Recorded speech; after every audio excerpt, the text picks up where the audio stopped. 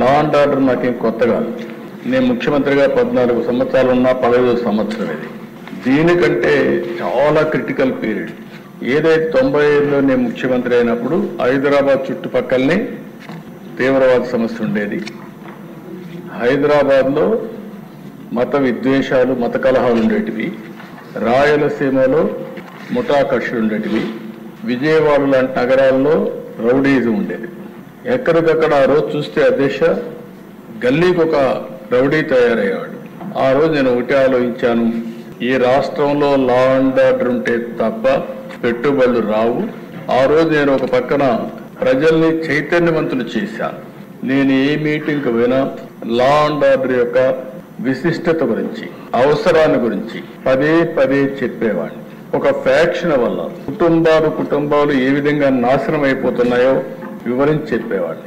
ఓసారి ఆ ప్రతిష్ట చూస్తే అధ్యక్ష, ఆ ఇంట్లో ఒకరిని చంపితే ఇంకా ఆ ఇంట్లో ఎవరైతే చనిపోయారో వాళ్ళందరూ ఒక ప్రతిజ్ఞ చేస్తారు.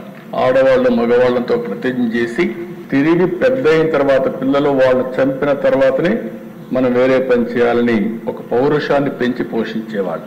ఆ రోజు కూడా నేను ఒకటే ఆలోచించాను అధ్యక్ష, తన మన ఏమాత్రం కూడా వివక్షత లేకుండా అందరినీ ఒకటిగా చూడాలనే ఉద్దేశం చూసి ఒకే ఏం పెట్టుకున్నాం. ఫ్యాక్షన్స్ పూర్తిగా అణిచివేయాలనుకున్నాం. నిర్మోహమాటంగా వ్యవహరించాం.